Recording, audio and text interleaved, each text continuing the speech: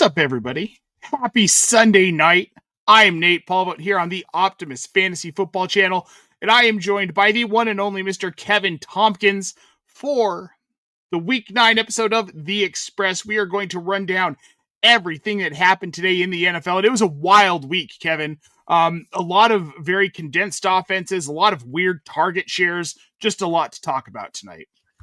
Yeah, it was certainly a lot of injuries, unfortunately. This was a very kind of brutal week. Our own Carly was feeling that with the news.optimus fantasy, the news account on Blue Sky, certainly. So we'll definitely get into that. But yeah, it was definitely a week of a lot of attrition going on in the NFL. Yeah, but we'll sort through it. Yeah, it definitely wasn't fun as someone, especially who manages like 30 teams. Every injury affects you, right? But I actually thought it was pretty fun, and we'll talk about that. I thought we will. Just what Kevin was saying here, guys. Make sure you follow at news.optimusfantasy.com over on Blue Sky. Carly is dropping news like an insane person who is on top of everything and knows everyone. It's fantastic and the best way to stay up on the action. But let's go ahead and get into today's action, Kevin. We're going to start with the New England Patriots defeating the Atlanta Falcons 24-23. I'm going to be honest, this is a game that I did not think was going to be this close. I assumed the majority of the scoring was going to be on the Patriots side, and it was not. We'll start on the New England side here, Kevin. Drake Maye, 259 yards, 2 touchdowns. We saw essentially a split in the backfield as we predicted throughout most of the week here, with Ramondre Stevenson trending towards out and then being out. Travion Henderson, 14 carries, Terrell Jennings, 11, and he gets the rushing touchdown. And Pop Douglas leads the day among receivers. He has 4 catches for 100 yards and a touchdown. Kayshon Boutte with a goose egg. He gets hurt today. Yeah, that was the big thing about that. That definitely got a lot more working for Kyle Williams. Obviously, Matt Collins runs a lot of routes as well. But yeah, it's the thing with the New England Patriots is that you're going to get these kind of target shares from someone like random each week. I mean, last couple weeks, it's been Boutte for the most part, getting most of like the production. Obviously, he runs a ton of routes as the X receiver, but yeah, Pop Douglas only on 33% of routes, 4 for 100 and a touchdown. So for those of you in your targets per outrun leagues, you're looking at 46% off of the very limited routes he did get. Yards per outrun, you're looking at like 7.6. So you're not going to be getting that obviously every week. Demario Douglas is not someone to really keep on a roster, but that's just the nature of the Patriots offense. Swan Diggs, his routes upticked a little bit, but he's still banged up. Got in the end zone, 3 for 38 and a touchdown, so that's fine. Hunter Henry kind of came back a little bit, 4 for 51, but he's still like a low end streamer at this point because he's been up and down. Still getting like 75% of routes.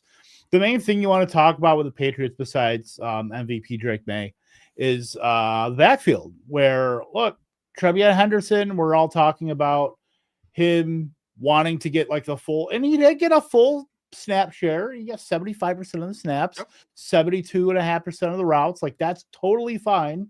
But Terrell Jennings played the role of Jordan Howard in this game, where when he was on the field, he was getting the ball and getting it on the ground. Obviously got 11 carries on very limited snaps, 25%. So, I mean, that is what it is. And, Travion Henderson's can be managed. We'll see if this Ramondre Stevenson thing is going to be a longer term thing, or if it's going to be maybe just 1 week and we're back to the status quo of what is. But sure, it was nice to see them actually feature Henderson and then get him on the field quite a bit. But if you started him, RB15 heading into, Sunday football. It is what it is. Like, that's fine. I guess you're happy with 12 points, but clearly you're hoping for more considering what Miami did to Atlanta. And Atlanta, and we'll talk about Atlanta obviously, but Atlanta's not a bet. They just got, you have Kirk Cousins in there. You don't have Drake London in there, and obviously that made a huge difference with the Falcons today. Yeah, well, let's go ahead and move on to the Falcons side of this game, Kevin. The most notable thing has got to be Drake London's performance. 14 targets. He catches 9 of them for 118 yards and 3 touchdowns. All 3 of Michael Penix's touchdowns. And even he was a little bit impressive today in the loss, Kevin. He goes 22 of 27 for 221 yards, 3 touchdowns. Bijan Robinson has a nice day. 12 carries for 46 yards, adds 8 catches for 50 yards on 10 targets. Tyler Algier, afterthought. He had 2 carries for 6 yards, and that was the end of his day. Yeah, this is typical with the Falcons. It's very condensed, Well, the thing is with the Falcons today, they played a lot of 21 personnel versus what they usually do is 12 personnel. So they got Bijan and Algier on the field a lot more than they typically do. So that's, it didn't really matter in like the production, but in terms of like who you got on the field, I mean, you're always getting London, you're always getting Mooney, you're always getting Pitts. Yep. You got a lot more David Sills. I mean, he only got a target, but still 68% of the routes. That it is what it is. I mean, he's the third wide receiver. They're playing the Casey Washington role, if you will. But yeah, Bijan 10 targets, 8 for 50 plus 12 for 46. Like obviously, the game didn't go like super great, but it was a clear improvement over what happened. He was still RB7, going into tonight's game. So yeah, you can't really argue with him getting 8 for 50 and then even just something on the ground with the strong role that he always has. So, the Falcons, I think obviously the truth lies in the middle. They're not as bad as they were, against Miami, but they're not as good as when they were like steamrolling people either. So, Sure. That's you throw the dart and it lands in the middle. I mean, this is probably your median projection. Like the London's gonna get his. He's a rock star. Mooney is very hit or miss and very game script dependent because if the Falcons have to like really throw the ball, he probably gets involved. But it's fair to say Kyle Pitts is the second target on this team now with just the wide variance you're going to get from Mooney like week to week. But at least Pitts is earning targets. And while he's not like what we expected Kyle Pitts to be as like a deeper A-dot yard after, run after the catch kind of tight end, he's a perfectly fine, like Jared Cookish tight end right now because he's getting the ball, he's compiling. And that's fine. There's nothing wrong. Look, that's Jake Ferguson. He's tight end 1 for the first 7 weeks of the season. Yep. Compiling. Like, that's fine. Yep.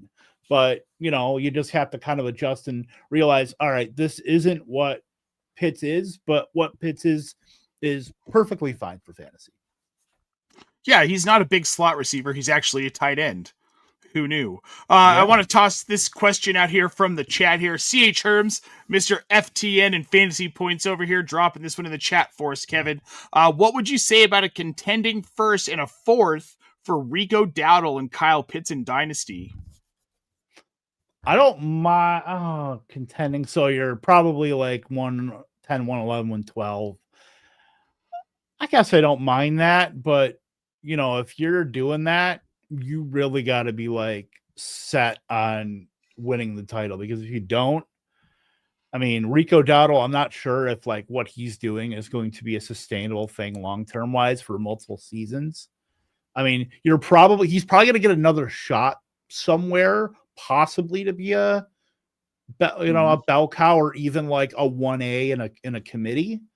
But still, even an end of the first draft pick is a lot to trade for probably a Pitts that I don't think he's going to be like a top 6 tight end, but he's going to be that 8 through 12, like in terms of like tight end hierarchy across the league. Mm-hmm. That's what you're paying for. You're paying for a guy that might get another shot, but is more likely the top end of a committee. And then tight end 1, but a lower end tight end 1. Like, is that worth taking a guy, because look at the guys you've been getting at the one. You're getting your Jordan Addisons, you're getting your Zay Flowers, guys in the rookie drafts, even like guys like AJ Brown, you were getting, when he came out in 2019, that was the guy you were getting at the end of the first. And there's still a lot of value in that. Tight end premium. Does that change your mind? I don't think it does. For the compiling, That does, but I still don't think that Pitts cracks the top 6, even with tight end premium. Like, I still think that, I don't know. I don't like it. I think you need to get more for that pick, but I do understand that if you're like going for it and you have your priors about a guy like Dowdle where he's going to put you over the top, then make the deal and worry about it later. But just in a vacuum, I think I would keep the pick.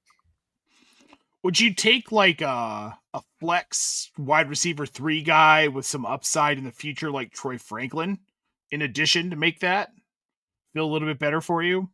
Like a him, or like I'm trying to think of like a Shaheed, maybe. Yeah. Kind of that same vein. I'd be okay with that too. I'd do that. Like if I was like, I'm trying to think of like guys you could offer. Just scrolling, maybe even like a DJ Moore guy that's gonna like at least help you a bit, but it's probably not your wide receiver 2-ish guy. That seems fine.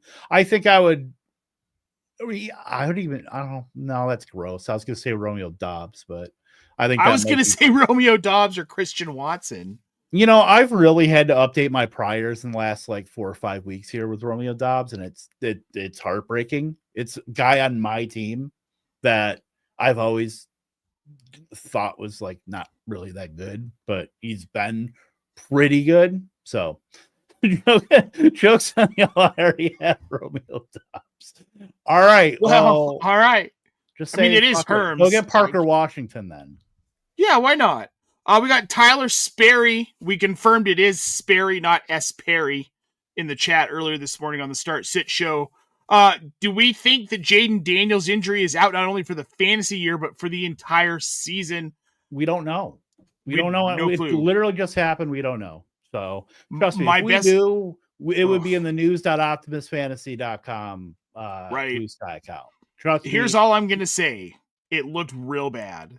It didn't look great. It didn't look like something you want to go back and watch on replay again, because that looked gross, but we'll get more news tomorrow. So yeah, make sure you're following at news.optimusfantasy.com on Blue Sky for more on that. All right, Kevin, let's move on to the next matchup here. We've got the Los Angeles. I keep wanting to call them San Diego. This is a lifelong problem for a team that's been in my goddamn division for my 40 years. All right. The Los Angeles Chargers beat the Tennessee Titans today 27-20. We'll start on the Los Angeles side of this, Kevin. Justin Herbert goes 19-29, 250 yards and 2 passing touchdowns. He has 57 yards on the ground and another rushing touchdown. Jarrett Patterson, I'm sorry, not James Patterson, the author. Jarrett Patterson, the running. I know, right? Jarrett Patterson, 9 carries for 44 yards. Kamani Vidal, who was supposed to be the darling for the Chargers in the backfield until Hampton gets back, goes 12 carries for 30 yards and only sees 1 target in the passing game. Aronde Gadsden, 5 for 68 on 5 targets. McConkey gets 7 targets. Nice to see him coming back around. 4 catches for 56 yards. Quentin Johnson looked decent today too, Kevin. 4 catches, 53 yards, and a touchdown on 5 targets. Yeah, and if you checked out my Angles and Upside article, I pretty much talked about Quentin Johnson and how, look, we all want to overreact to these. Obviously he had 0 targets, 0 catches last week. Complete contrast from what he did in the beginning of the season. And just like we talked about the Falcons, the truth lies somewhere in the middle. I mean, Quentin Johnson, 5 targets, 4 for 53, and a touchdown. He got in the end zone, and he's going to be a part of this offense. He might mix in more with like some of these guys, but he's not on the insane heater. He's not going to do that for a full season. Right. So to see him do that, still on a strong 82% of routes, perfectly fine. Keenan Allen took a dip. I don't think he got hurt. Keenan Allen. I've been looking for something. Yeah, I was going to say his routes went down to 54%, which is very not Keenan Allen, especially not in this offense this season. So that will be something to monitor for sure. That certainly takes him down a peg. And actually, that's probably a net positive for even further for Aronde Gadsden is that meme of the Grim Reaper going to all the doors. First one was Will Dissly. Next one was Tyler Conklin. Next one could be Keenan Allen for all we know. Could be. Yeah. It could be like they're getting him in the slot a bit more too. We're talking 40-50% of the slot, in the last few weeks.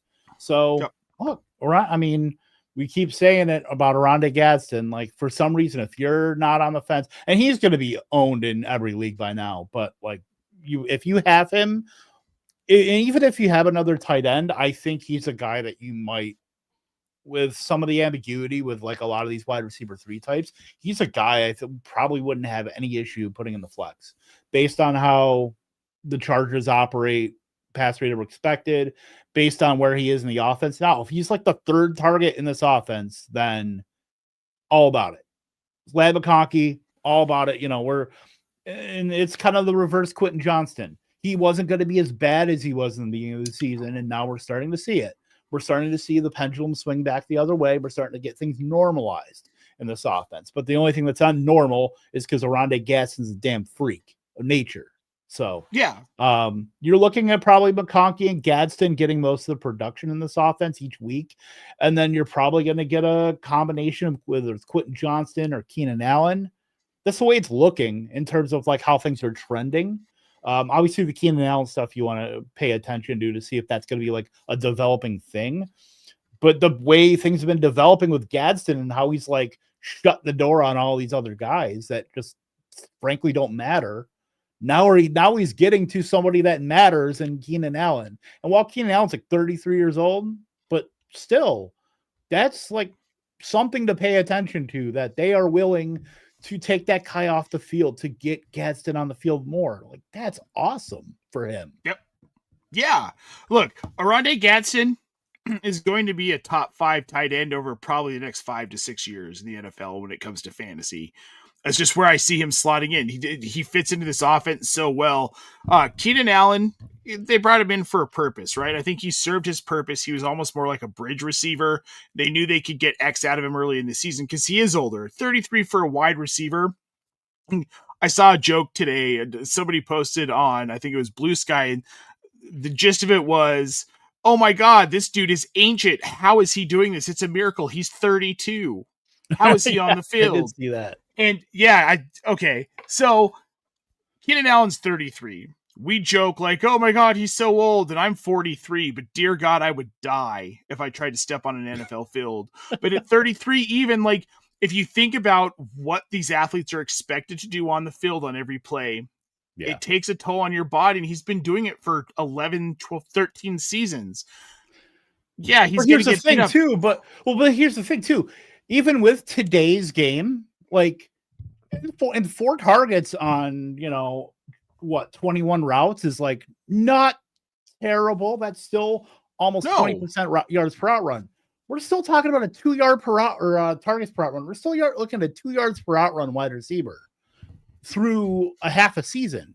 So like, It's not like they're shutting the door on Jalen Hyatt or like, Xavier Legette.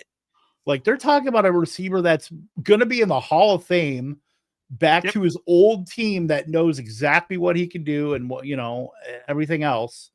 And the fact that you're shutting the door on I don't want to jump the gun with Keenan Allen. I'm willing to more willing to give him the benefit of the doubt with this, but based on how everything has gone so far in the last few weeks with like Gadsden really encroaching on things, I'm willing to bet that this is probably related to that. Well, it has to be. I mean, if you think about it this way, you've got an older guy who's going to be very helpful from a veteran standpoint, from a locker room standpoint, rest of season with this team. You're a team that's contending. I mean, not like super deep in it, but you definitely can contend, right? This is a team that could get to a wild card slot. Yeah. You want a guy like Keenan Allen to be healthy for that run. So if you've got someone like Oronde Gadsden, you've got Trey Harris, the rookie, who you can mix in and get him some targets, get him some routes.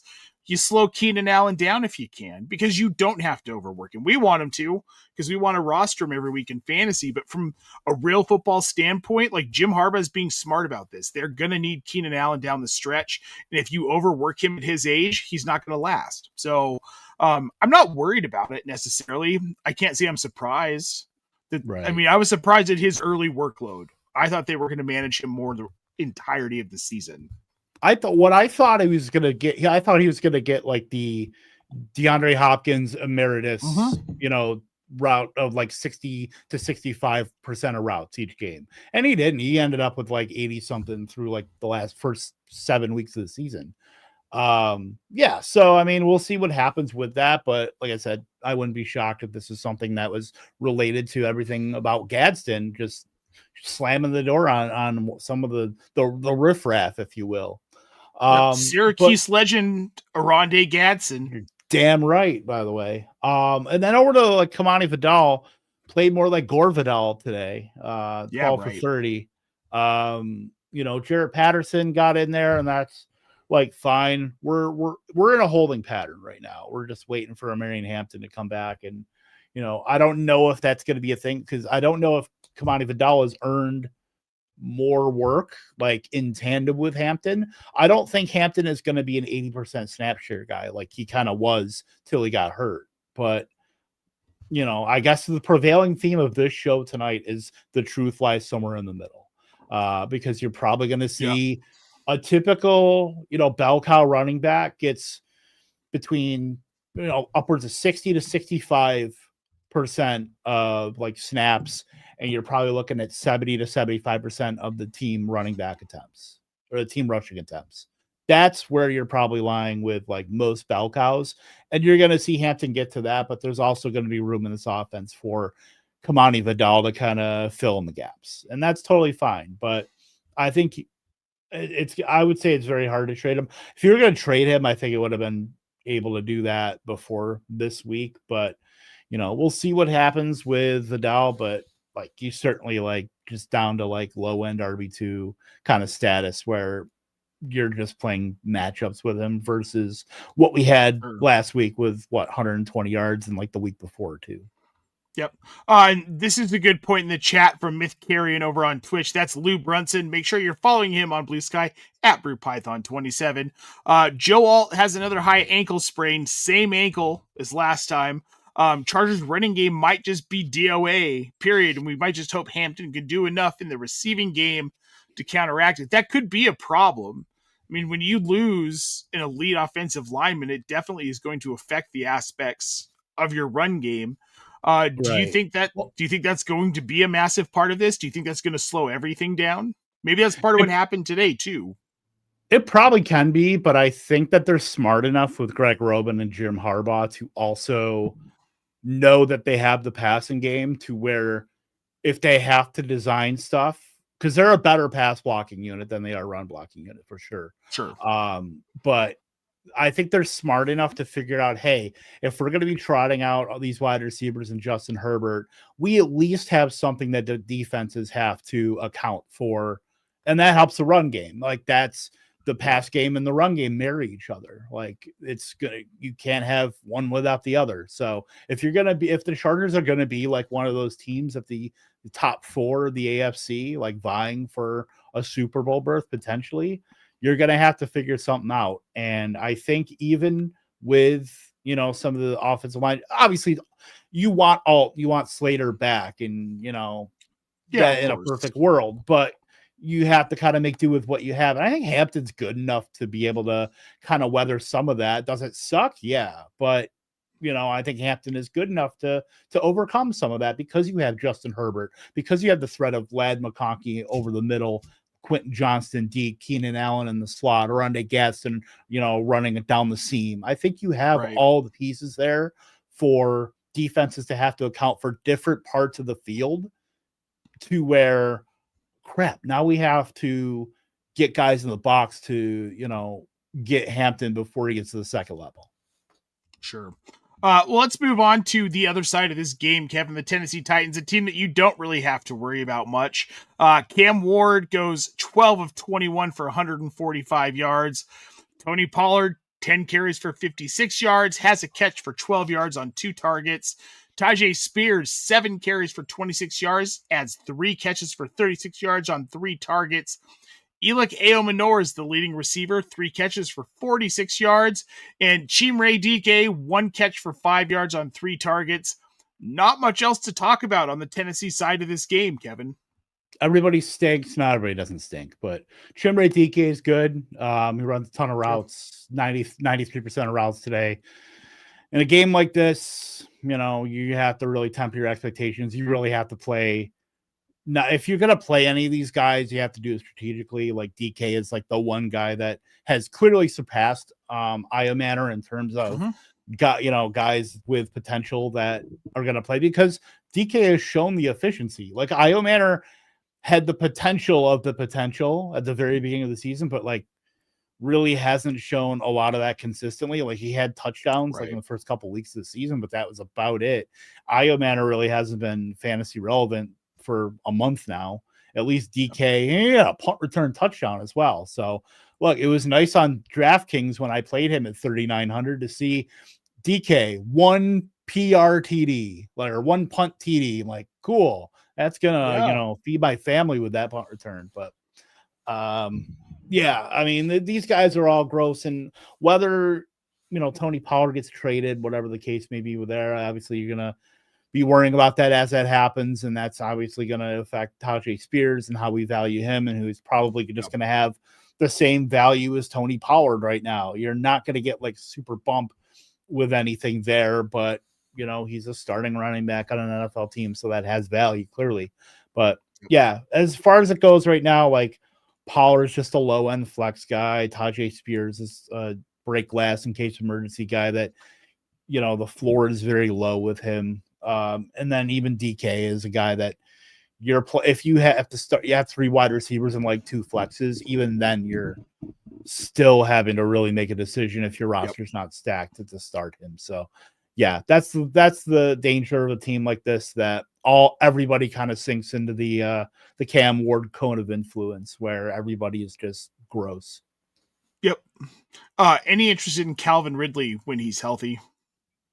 Not really. Like he runs a ton of route. I mean, Van Jefferson is literally keeping the seat warm, but obviously Van Jefferson is Van Jefferson. I just don't think there's going to be enough there to start him weekly. I mean, he's probably going to be like your wide receiver 45 every single week.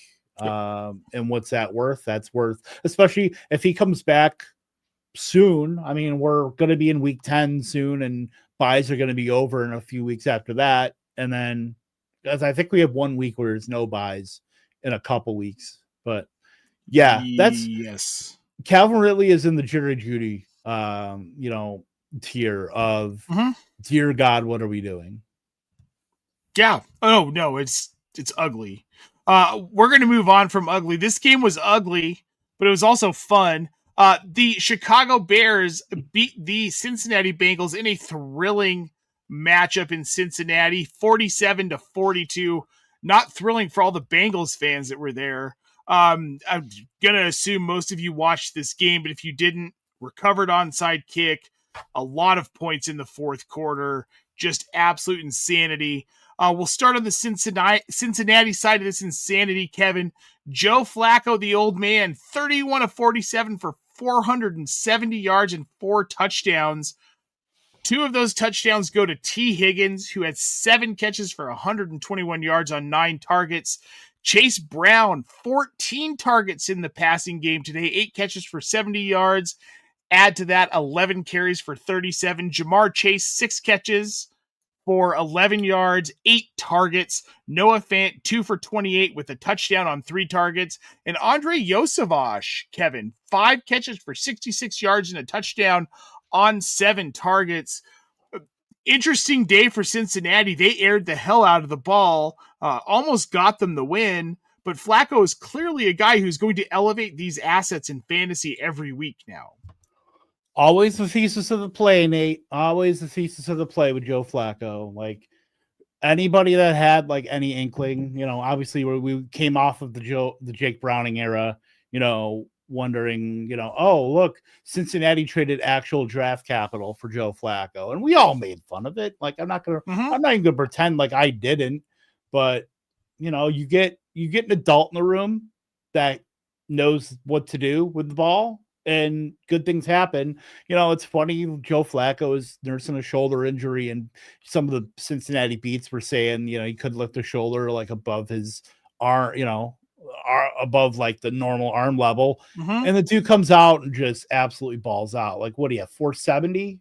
Yeah. Dude, 470 yards passing. And look, you can't sit Chase. You can't sit T. Higgins either, because the whole thesis of the T. Higgins play was that you're going to get weeks where he's going to outproduce Jamar Chase, and this is one of them. So, like, this is where you cannot get cute with guys in offenses like this. And then Chase Brown obviously comes along for the ride too.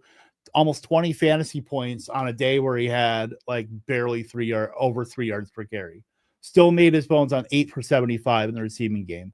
That's what we're talking about when we talk about guys like Bijan and Davante Adams, like, because of the threat of the passing game with Joe Flacco and obviously Chase and Higgins. And obviously it didn't manifest like totally, but it has in the past couple weeks for Chase Brown on the ground. So the fact that you still have that upside through the air in a game like this that was just absolutely bonkers. Yeah, Chase Brown like kind of has to be started now. You can't really, pick and choose as far as like when to start Chase Brown. You just gotta, this is your upside with a game that can against any team. And I don't care who it is with Joe Flacco, what team he's facing. This is the kind of upside you have, because this is a team that can push any team in the NFL and get them. They can push the Eagles and get this into, he PPR scat. I mean, he's not quite Wan'Dale Robinson, but he's pretty much there. But I'm not super worried about Yoshibas. 5 for 66 and a touchdown. That doesn't really move the needle for me because he's been such a hit or miss wide receiver in terms of production. And it really takes a specific game script like this for Yoshibas to get there. And that's usually when he does. Noah Fant got a late touchdown as well. So I'm not worried about that. It's still, we're looking at 30 targets between Chase Higgins and Chase Brown. So that's your bread and butter. That's your condensed offense. Not worried about Chase Brown on the ground. He's still a must start, running back too for fantasy. But it was a fun game. A very fun game. One of the craziest games I want to say about this year, because we had Giants and Broncos, but it was right up there. It's probably one of like the top 5 craziest in the last 15 years that I can think of. And I can't think of anything else. 15 to 20. You're talking about Rams, Chiefs in Mexico. That's a fair point. That's a fair point. That Colts Vikings game where the Vikings end up scoring like 33 points on that Saturday game. All right, we'll say in the last 5 years. Last five, you got it. Last Alvin 5. Kamara's 6 touchdown game or 5 touchdown game, whatever. Oh, that won some people some championship. That was that one. That got me almost to winning Warrior Bowl. That was a fun day. Ooh, wow. Yeah, I'm not doing so well in Warrior Bowl this week. We're going to move on to the Chicago side of this, the actual winning side. The way we were talking about Cincinnati, you'd think they'd won this game, but they blew it at the end like their defense loves to do. They won our fantasy hearts, though. They did win our fantasy hearts. In this fun little game we play, the game within a game. Should we send them cards? Just like, I'm sorry you lost, but thank you for the fun. I don't know. We'll talk about it. Send me an updated T. Higgins jersey. They can do that with number 5 instead of 85. No, sounds great. The Chicago side of this one, though, they actually won it, Kevin, on a very long Colston Loveland touchdown in overtime. As it goes for the stats here, Caleb Williams, 20 of 34, 280 yards, 3 passing touchdowns, and had that nifty receiving touchdown. That was a fun one. Of course, in a game like this, that's going to happen here. 5 carries for 53 yards for Williams as well. Kyle Monangai with DeAndre Swift out, 26 carries for 176 yards, adds 3 catches for 22 yards. And then Britton Brown, 5 carries, 37 yards, and 1 rushing touchdown. Then, of course, Colston Loveland, 6 for 118, 2 touchdowns on 7 targets. DJ Moore, 4 for 72 on 6 targets and the 1 passing touchdown. And then Olamide Zaccheaus got himself involved, as he seems to like to do at times. 6 catches for 58 yards and a touchdown there as well. Yeah, between Britton Brown and British Brooks for the Houston Texans. I mean, if you're Yeah. Lou Brown from Major League Two and you're cooped up in the bed and yelling about the Cleveland team winning the World Series, remember he's jumping. He's like, "I love this British stuff. I just might move to England." Yep. Yep. So Well, there you go. there you go. If you love that British stuff, you gotta be love, bro. Look, Monangai was the chalk that actually hit this week. I mean, we talked about Bijan last week being the chalk that, crushed everybody's soul. Definitely. But Monangai was awesome today. Like, he's never really been like super efficient. Like, Swift has been okay, but Monangai hasn't really eaten his lunch or anything like that while he was getting a lot of carries and stuff, but it never really manifested itself like it did certainly today. 57% of routes, 74% of snaps, 70% of the team rushing attempts for the Bears, 26 for 176 and 3 for 22 through the air. Obviously awesome to see. We'll see if DeAndre Swift comes back, and then we get back to the status quo, but it's probably fair that Monangai has at least opened the Bears brass to what he can do, and whether that manifests into something more moving forward, we'll see. But yeah, they activated Travis Homer as well, who more of a special teams guy, but he played, ended up getting a few snaps here and there. And then Britton Brown ended up with 21% of routes and 17% of snaps, like in that game, and still had 5 for 37 and a touchdown. Like, that's perfectly fine. That's probably stuff that would go to Monangai if Swift were healthy anyway. So just a big trickle down effect there. Cole Kmet got hurt in this game, only ended up playing about 26% of snaps. So Loveland ended up getting that runway, 6 for 118 and 2 touchdowns. Certainly going to be a waiver wire ad for sure this week. No Luther Burden either, was still out with his concussion. So that's what led Zacchaeus to kind of get a little bit more of a runway. 68% of routes today, 6 for 58 and a touchdown. Actually led the team in targets today. Roma Dunze with a goose egg, 3 targets, nothing, nada, zilch. Ran cardio today on a full 100% route participation on a day where both teams went absolutely nutty and the Bears scored 4. If I had told you this time last week the Chicago Bears were going to score 47 points, what would you have predicted for Roma Dunze? You would have said he would have been at the top of everything, probably. I mean, that's we're like 10, 12 catches, 180 yards, 2 touchdowns. Right. You're probably expecting that from somebody in the offense, and more likely it's going to be a Dunze. And it's not like the Bengals have top, like Cam Taylor-Britt is like fine at corner. It's not like he was getting locked up by Christian Gonzalez or Sertan or like anybody like that. So I don't even know what to say to that. Like, that's wild, and you really have to kind of do some soul searching with Roma Dunze, especially if you have him. If you're one of his fantasy managers, you have to be thinking long and hard. I mean, this is a game that really sticks out to you. It's one thing if it's like they won 21-3 and they got their guys off the field, but you're in a back and forth game, 47. Like, it is incredibly difficult to get shut out of a game like that. So, I mean, Loveland's 7 targets could have something to do with it, I guess, but there's still more than enough to go. I mean, Zacchaeus led with 8. That's the thing. DJ Moore had 6 targets. Like, I'm not saying targets are there. Targets are earned, and he earned 3 targets. But like, if you're going to be one of them was a red zone target. I mean, he dropped a ball in the end zone. And then, Caleb Williams ended up getting a red zone target too. He had 2 catches. Caleb Williams went 2 for 22 in this game with a touchdown. Like, come on, Badunze. 4 for 72 for DJ Moore. Like, totally fine, whatever. But yeah, this is the one that's going to stick in a lot of people's craws about Roma Dunze and why the hell the Bears scored 47 points and Roma Dunze had nothing to do with it. Absolutely nothing. It's why I'm still blown away by it.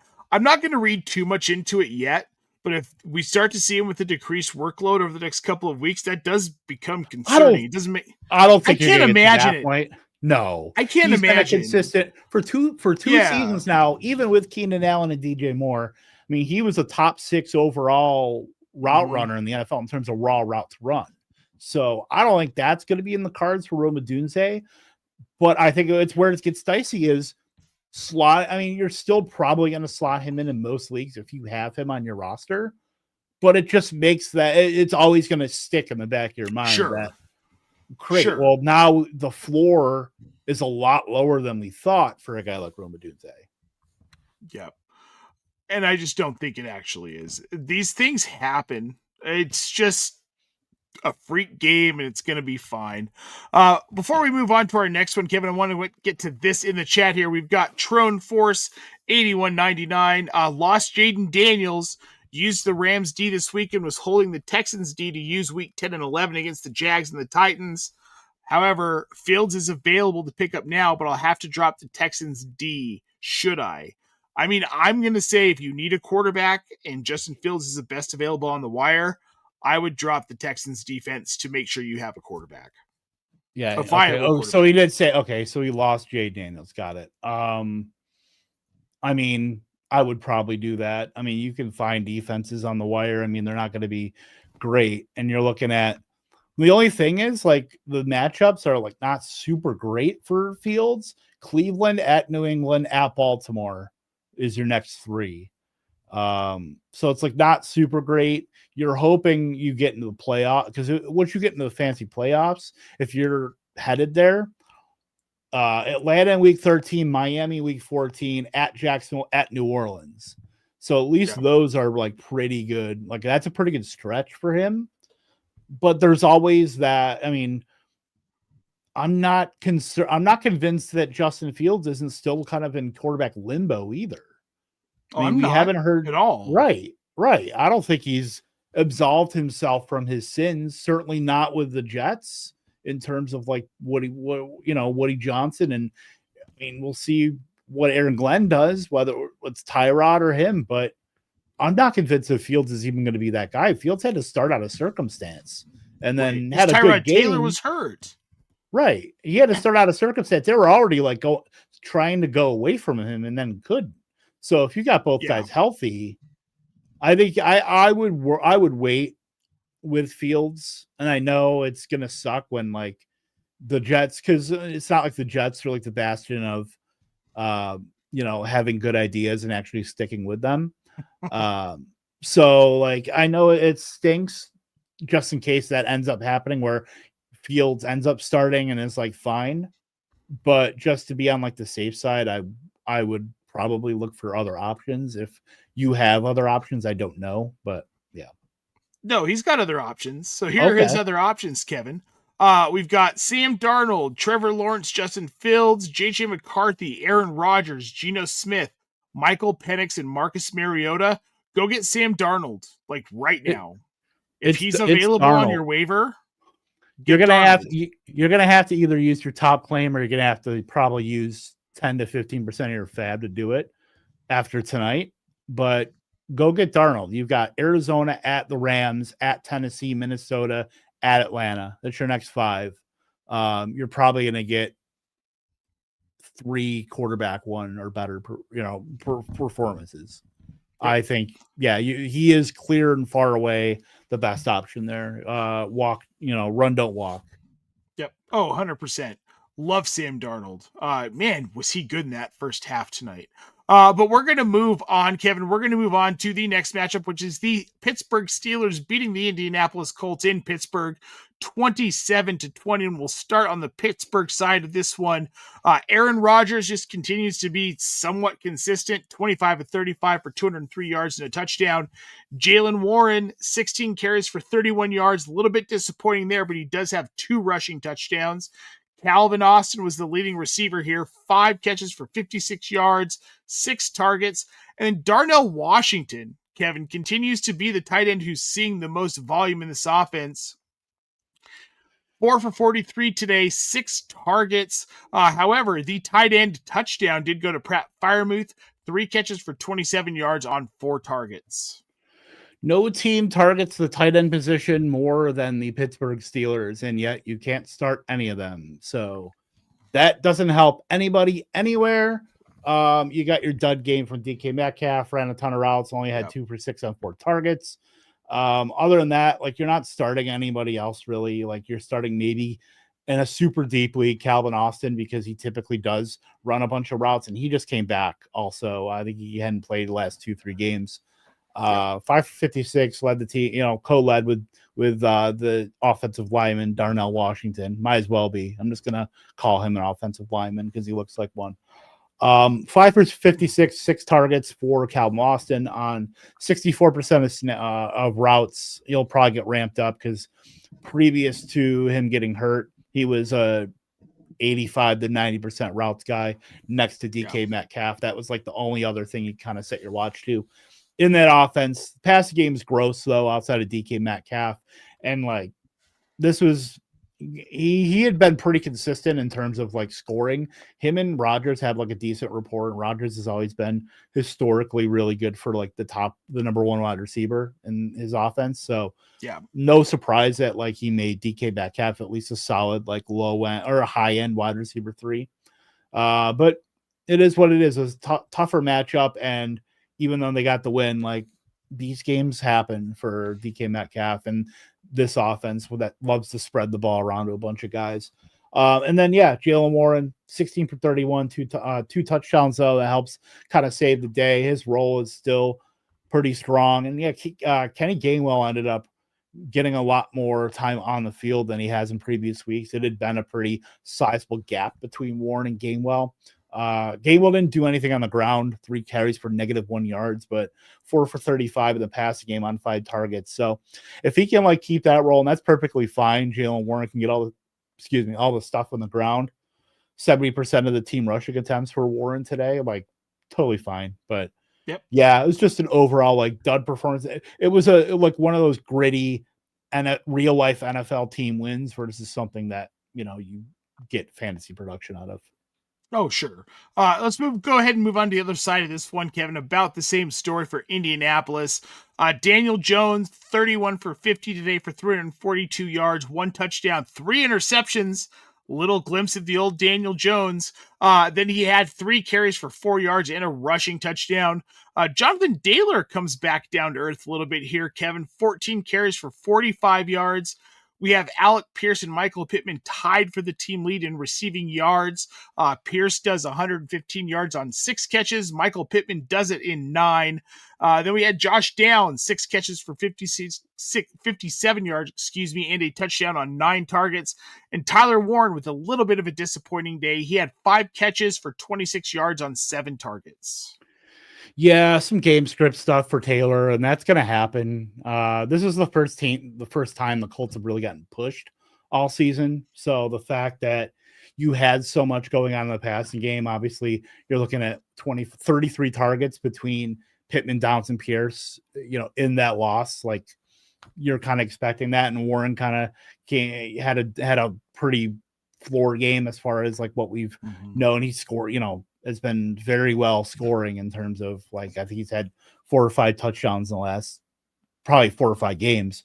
But Taylor, we're not worried there. 14 for 45 game script ended up getting kind of out of the way for the Colts, and it is what it is. But in that game script, you ended up getting a lot of passing. Alec Pierce leading all pass catchers in air yards with 196 going into Sunday Night Football. 12, like you said, 12 targets each for Pittman and Pierce, both with 115 yards. You love that. Downs got in the end zone as well to make his day as well. So, like, from the guys that you're likely starting, obviously Taylor's a disappointment.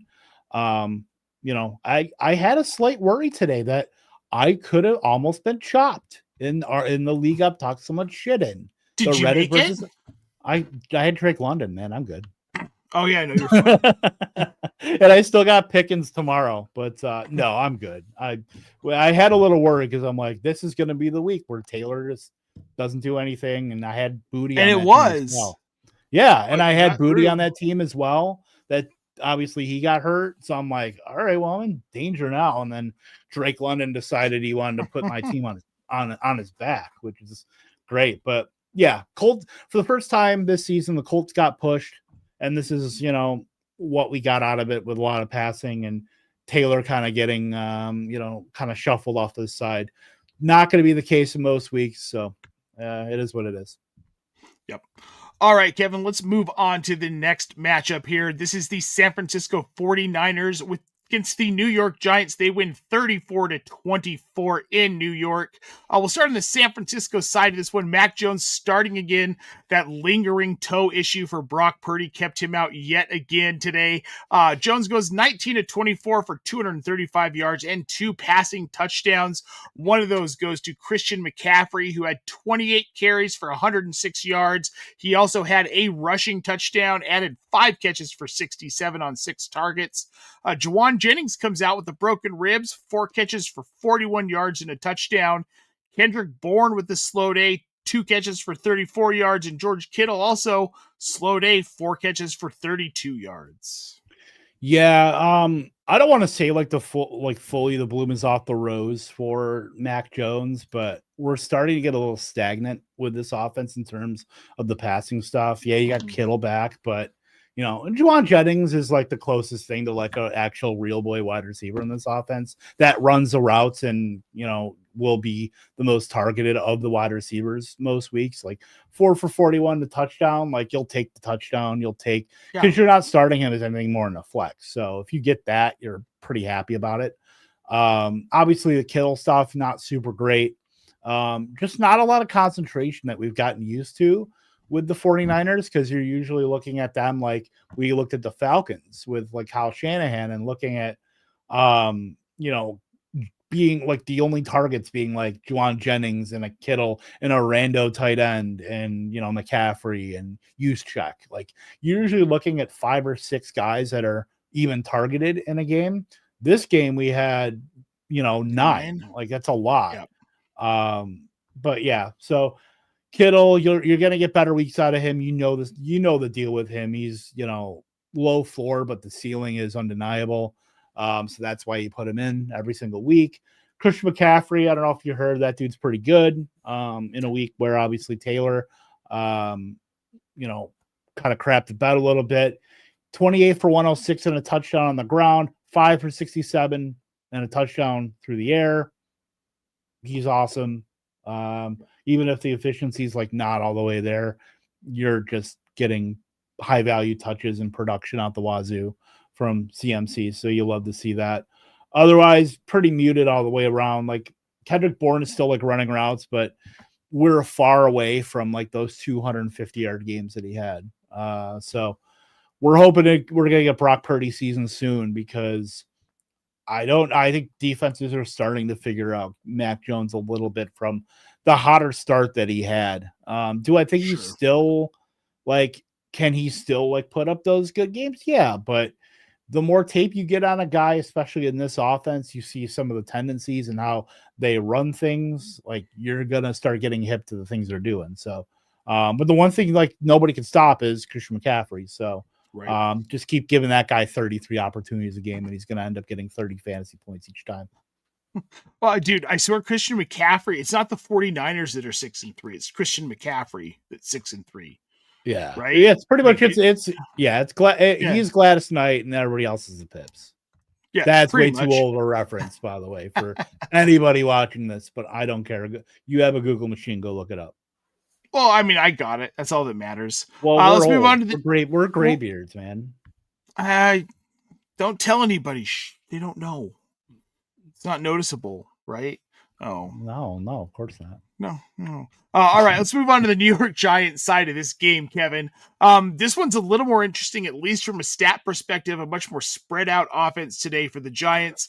Jackson Dart, 24-33 for 191 yards. He has 2 passing touchdowns and adds the 8 carries for 56 yards and a rushing touchdown that we have come to love from the rookie quarterback. Then Devin Singletary, more work than expected. Multiple conversations about his involvement this week. Did not see this coming. 8 carries. Didn't you? Did you read my article? You got to read my article. I did, but I didn't believe you. I just didn't believe you, Kevin. I mean, I said it was going to be gross and he's going to get a lot more than we thought. And he did. And exactly. he did. 8 carries for 43 yards, 2 catches for 8 yards on 2 targets versus Tyrone Tracy, 5 carries for 18 yards. He had 3 catches for 19. On the receiver side of this here, Wan'Dale Robinson, 9 catches for 46 yards, 11 targets total for him. That's for Wan'Dale Robinson. Theo Johnson, 3 catches for 27 yards and a touchdown. Darius Slayton had 5 for 62. And Gunnar Olszewski, 1 catch for 24 yards and a beautiful touchdown, Kevin. On like 3 routes. So please temper your expectations on the chef, Gunnar Olszewski. Wan'Dale Robinson is the PPR scam of all PPR scams. Look, Jackson Dart's really good, but there's only so much the dude can take in this offense when you have to throw to the guy you literally just picked up off of waivers, Ray McLeod, and then immediately give him 92% of the routes for 1 target, 1 catch, and 5 yards. That's where we're at with the New York Football Giants. Sorry, Carly. I know you hate that. You hate that phrase, and you edit it out of your articles. That's why I put it in my angles and upside to specifically make you mad. But yeah, like these Giants are. I know, right? Sorry, I had to do it. And I know I'm gonna get something for it tomorrow. But yeah, so these Giants are just gross. Like you're probably starting Wan'Dale Robinson. You might be starting Theo Johnson. With Bellinger out, I think that's a better play. I'm still not like super hip to the Theo Johnson because it's the what do you get if you win? And yeah, you get a touchdown, but he's still like a tight end 10 going into, and yeah, Barner ended up with touchdowns, and Zach Ertz ended up with a bunch of catches. So Theo Johnson's probably going to end up with McBride and Ferguson playing tomorrow. Probably going to end up being like tight end 15. So like that's So like I just don't see the upside of Theo, but I understand the thesis of the play. But you're not starting Slayton. You're not starting anybody else really. Like Tyrone Tracy, I don't even feel right about. I would rather start Tony Pollard than Tyrone Tracy. And knowing that we're going to get Devin Singletary with how adept of a pass protecting running back he is, and the fact that he's going to get carries apparently now. He ended up getting 10 opportunities to Tracy's 9 throughout the game, 8 carries to Tracy's 5. If that's going to be the case, and Tracy's going to be the Eckler to Devin Singletary's very crude Brian Robinson on a team that has no neighbors, on a team that has no Scatabo, right? It doesn't do anything for me. No, it's not exciting. I mean, he was the most exciting running back on waivers this past week, but that's just more of a testament to how barren waivers have gotten between injuries and just terrible performance. I mean, anybody you get elevated into that's being a starter is going to be someone you're going to bid on. Like that's just the nature of the beast. But I mean, all in all, like when you like zoom out, it's a Giants running back with none of the excitement that you had even like a few weeks ago. Yep. Okay, before we move on to our next matchup, Kevin, we've got Fuddle YT on YouTube with this question for us. Would y'all do Jalen Warren, Quinshon Judkins, Joe Flacco, and Keenan Allen to get Jonathan Taylor? If you can do that, go ahead. It's not only like packaging a bunch of dudes to do that move. It's that person also has to drop several guys to make that trade work, or drop a couple of like those guys. Like logistically, that's a tough nut to crack. If you can get somebody to accept that, by all means, you're getting the best player out of the deal by far. But you have also the logistical nightmare of having somebody needing to drop 3 other players to facilitate that. Well, yeah. But still, if you can I think that's even harder than the trade. You're getting Taylor, the best, by far the best player in the deal. So I see no problem with it. It's just you add the logistical kind of thing on top of that, which I mean, unless you have guys that are ready to drop, like unless you have, if you have like, you know, Matthew Golden and Luther Burden, Jaden Higgins or something like that, guys that you can drop. Not everybody has that. So guys are going to have Right. to really think about, do I want to drop, someone that's like halfway decent? Like, do I want to drop Stephon Diggs, or do I want to drop, just trying to think of random, like Keenan Allen? Do I want to drop Jacoby Myers? Do I want to drop those like fringy guys that have name value to facilitate that trade? Like, I don't see that. Yeah. All right, Kevin, let's move on to the next matchup here on this slate. This was, I guess I'm just going to say it was a boring, kind of sloppy game. The Broncos defeat the Texans 18-15. It's a in rock Houston. fight is what it was. Oh, it was painful to watch. And I live in Denver, right? So like we had two TVs going. This was on one of them. Had to watch through it. We're going to start on the Denver side of this one, Kevin. Bo Nix, 18 of 37 for 173 yards, 2 touchdowns in the air. He had 3 carries for 36 yards. J.K. Dobbins, mostly ineffective, like a lot of people expected against Houston here. 15 carries for 61 yards. R.J. Harvey, only 2 carries for 5 yards, but 5 catches for 51 yards and a touchdown. Cortland Sutton, mostly quiet today, 1 catch for 30 yards and a touchdown on 6 targets. Troy Franklin earns 10 targets today, 4 catches for 27 yards. And Pat Bryant, the rookie, continues to be involved in this offense here. 2 catches for 21 yards on 3 targets. I'm sorry, also, I lied. Troy Franklin and Alec Pierce were tied for the most air yards going into Sunday Night Football with 198. Like, I appreciate their intent to make Troy Franklin a real thing, and they have, like, in decent spurts. But man, they're just peppering him. Like, he had a 22-yard ADOT on 9 targets. That's a lot. So, yeah. So as far as that goes, and like Cortland Sutton, his only catch, a 30-yard touchdown, like, fine. You knew what this game was going to be going in, and you probably, if you had to start Sutton, you're probably not expecting a ton. So to at least get that, to at least get 10 fantasy points there is probably pretty fine in full PPR. Harvey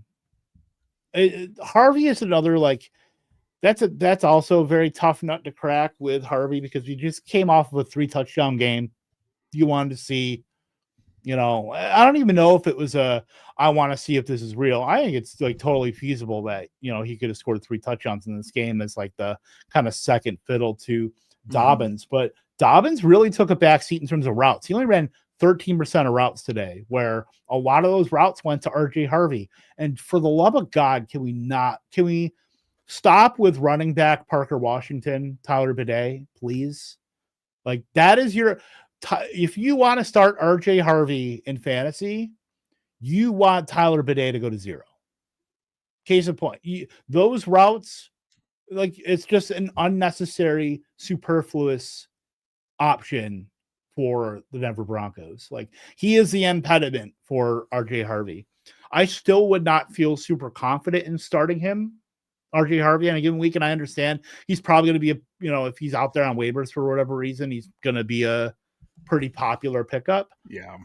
But the week-to-week consist, like, the 4 touchdowns in 2 games is not really something that's sustainable. And outside of the touchdowns, what else are you really getting out of RJ Harvey? You're not getting any run in the, you're not getting anything in the run game, because that's all J.K. Dobbins' domain. Even in this matchup, still just barely over 4 yards per carry.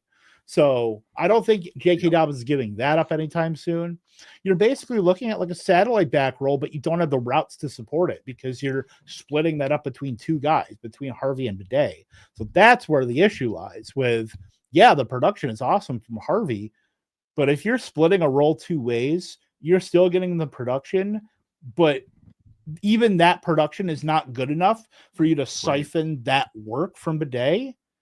Then what are you really left with? You're left with a guy that you don't feel good about starting, and then you do, and then you get caught left holding the bag, because you get stuck with a guy that goes 4 for 7 on the ground, has 2 catches for 12 yards, when the Broncos score 24 points and win 24-3. I mean, look, next week's not a bad matchup for Harvey. They've got Las Vegas, and then they've got Kansas City at home as well. And as intimidating as that sounds, Denver always plays Kansas City really well. So, yeah, you get stuck with a jet up your butt. Yeah, pretty much. All right, let's move on to the other side of this game, Kevin. In Houston, CJ Stroud goes out early with the concussion, leaving Davis long neck Mills at quarterback. He goes 17 of 30 for 137 yards, Nick Chubb and Woody Marks, 11 carries for Chubb, 10 carries for Marks, 34 yards for Chubb, 27 for Marks. They could not get it going on the ground today. Dalton Schultz, 6 catches for 77 yards on 8 targets. Nico Collins back from the concussion, 11 targets, 7 catches for 75 yards. And Christian Kirk gets himself involved in his first week back, 4 catches for 26 yards on 8 targets, Kevin. Yeah, Nico Collins is inevitable. That's the one thing you can really set your watch to in this offense. Other than that, we're in week 9 and we're still talking about the fact that the Texans are still giving Xavier Hutchinson 66% of routes, that they got Christian Kirk back to 70% of routes, and you're pretty much just leaving your rookies that you drafted on day 2 high and dry. Jalen Noel only had 12% of routes today. Jade Higgins only had 43% of routes combined for one. Higgins had 1 catch for 4 yards. That was, all the production you got between the. Oh, I'm sorry. Jalen Noel had a rush for -3 yards. So he's going to be like wide receiver 383 because he's going to be behind everybody else that scored 0 points this week. So that's fun if you're into that. If you're playing worst ball, Jalen Noel is your week winner this week. Him and Roma Dunze. But but other than that, like the run game, you probably weren't starting Chubb. If you had to start Marks, you were hoping that he would do something in the receiving game, and even he didn't. So it's just gross all around, and it is what it is. Dalton Schultz is a fine start, 6 for 77, 8 targets.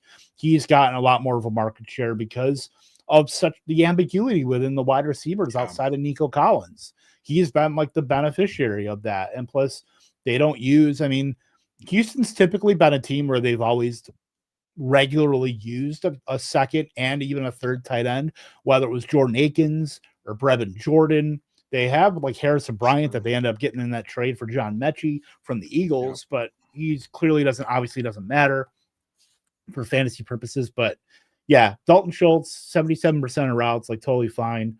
If you got to pick him up and start him, he is like in your Hunter Henry class of it's not sexy, but it works. Yeah.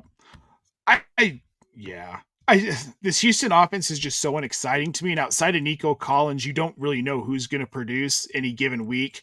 It feels somewhat matchup dependent, and I don't know. I don't trust it. Against Denver today, even without Pat Surtain, I had to keep reminding people like this is still a good secondary. Just because they lost one cornerback doesn't make them porous, and they showed it today. All right, well, let's move on to the next matchup, Kevin. This one, the Minnesota Vikings, with the return of JJ McCarthy, beat the Detroit Lions in Detroit 27-24. We'll start on the Minnesota side of this one. JJ McCarthy, 14 of 25, 143 yards and 2 passing touchdowns, adds 9 carries for 12 yards and a rushing touchdown to his stat line today. Aaron Jones is back, 9 carries for 78 yards. He had 2 catches for 20 on 2 targets. Jordan Mason still got his 10 carries for 36 yards. Unimpressive from a fantasy standpoint, of course. Then Justin Jefferson, 6 for 47 and a touchdown on 9 targets. TJ Hawkinson gets in the end zone as well. He had 2 catches for 11 yards plus that touchdown. And Jordan Addison, it wasn't a ton, Kevin, but we got 2 catches for 48 yards on 4 targets out of the second-year receiver. Yeah, the main news out of the Minnesota game is a shoulder injury for Aaron Jones. He left the game, and Jordan Mason ended up getting like every snap after that. They didn't even bring out Xavier Smith or the other back there. So that's, obviously it sucks for Aaron Jones. He's always been hurt, even going back to his days with the Packers. As he's never been. He's a 195-pound running back. That's when you talk about size at running back and how some of the guys like Devon Achane, those are like, that's what you worry about. You worry about them taking wear, the wear and tear and all that. And that's unfortunately ringing true with like Aaron Jones, especially as he's getting older. Cause I think if he's not 30, he's right on the cusp. But he was still, 9 for 78 at that point, 2 for 20 in the receiving game. So like he was on his way to like a solid day. And then Jordan Mason came up and, gubbed up the works, less than, 3.6 yards per carry from Mason. Receiving game, like it's still a work in progress. We're still working with JJ McCarthy on like his fourth career NFL start. So I think we have to give him some leeway, and I will always trust the word and gospel of one Kevin O'Connell. So I'm not super worried about it. He knows what to do. He got the ball to Justin Jefferson. TJ Hawkinson ended up getting a touchdown.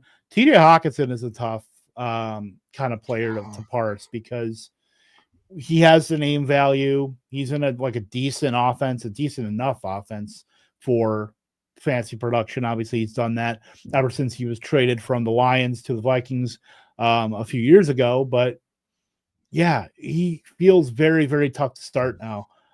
So even if you start him now, you're happy you got the touchdown, but the 2 for 11, I mean, that doesn't sit very well. It sits like a rock in your stomach. And then you're going to get better days out of Jordan Addison. They try to get him downfield deep. 25.5 yard ADOT for Addison on his 4 targets, by the way. So that was the clear intent with him. But Jefferson, obviously 6 for 49, a touchdown got there on team leading 9 targets. So like totally fine. I'm a little surprised that because they still have Kirby Joseph out for the Lions that, even though they had, Terry and Arnold and those guys back, that even with those guys like healthy, they're still like a middle of the road at best pass defense. And, whether it's like a McCarthy thing or whatnot, or whether it was just like the defense kind of stepping up, you expected more certainly from like the Jeffersons and Addisons, and then maybe the trickle down Hawkinsons. Sure. And I think we'll get there as McCarthy gets more comfortable in this offense, but they still won, which is crazy that they beat the Lions. I thought that this was going to be very ugly on the Minnesota side, but it obviously was not. Let's move on over the road too. I know, in Detroit, which we're going to move on to the Detroit side of this, Kevin.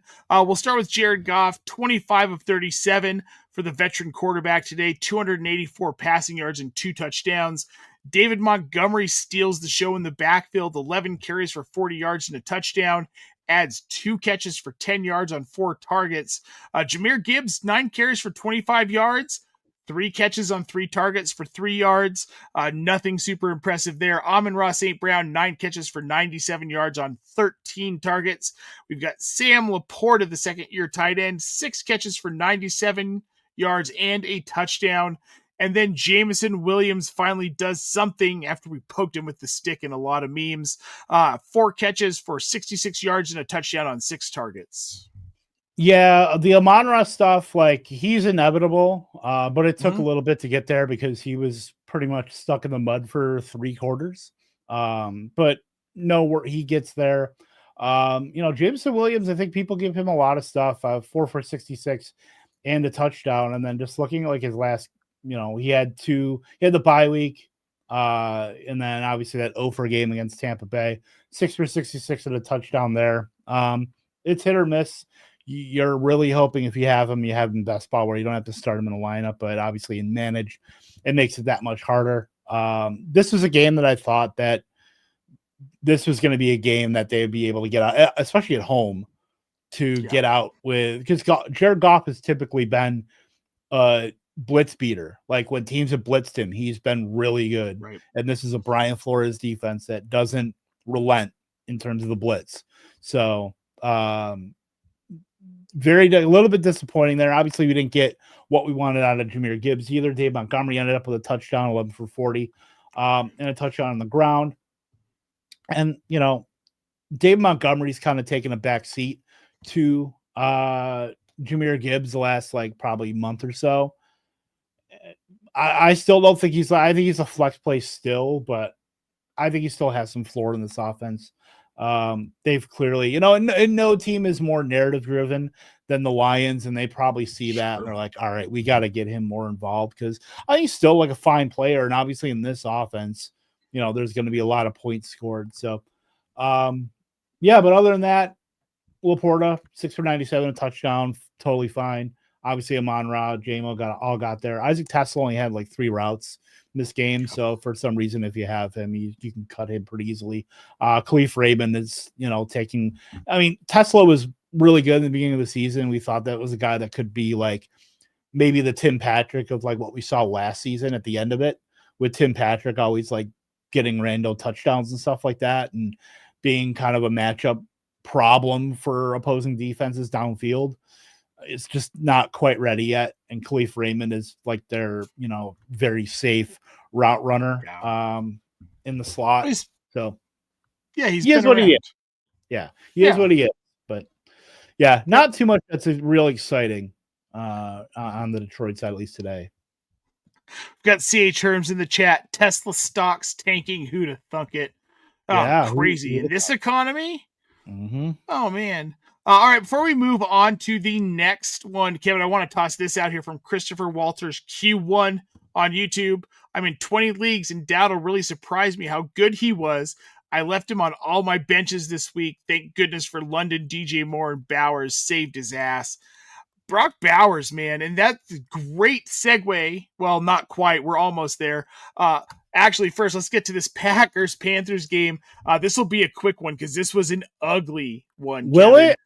I mean, I as a Packer fan, I might have opinions. We'll see, but we'll at least get through the Carolina part first. And this one will be slow here. Bryce Young, 11 of 20 for 102 yards and an interception in the 16-13 win today. Chuba Hubbard, he really just took a backseat to Rico Dowdle. 5 carries for 17 yards. He had 1 target today.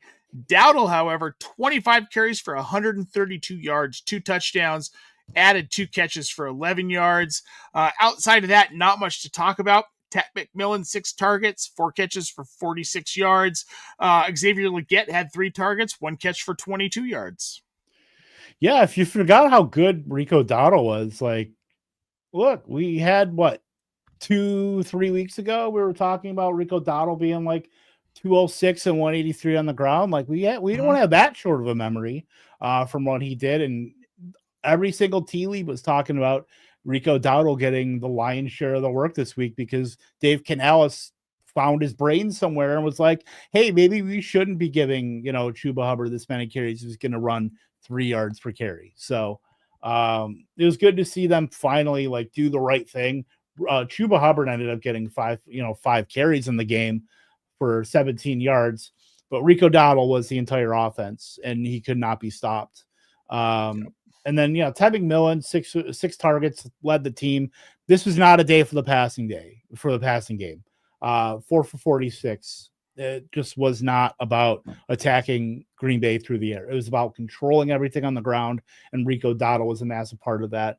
Has been one of the most efficient backs in the league, and I think Rico Dowdle, now that he did this against Green Bay, I think it's certainly a feather in his cap as well. I mean, considering he had done that against Miami and Dallas, to do that against a real boy defense in the Packers, he's got to be a locked in like RB2 going forward now. Like I don't see a world where he's not. You're gonna have dud games too, but just the body of work here, like, and the fact that he's gonna get this market share. Like Rico Dowdle has to be started going forward in every league. Like if you could find a place to put him, I'm like DeAndre Swift comes back next week.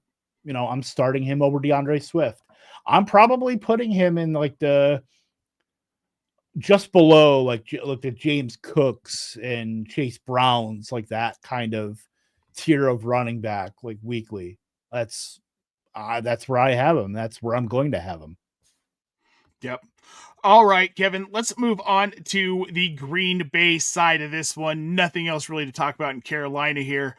Jordan Love, 26 of 37 for 273 yards, no touchdowns, throws an interception.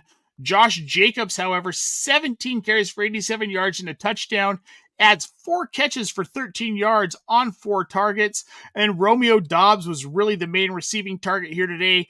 10 targets, 7 catches for 91 yards. Tucker Kraft, of course, 2 for 20, 3 targets before he goes down with what looks like a brutal knee injury, Kevin.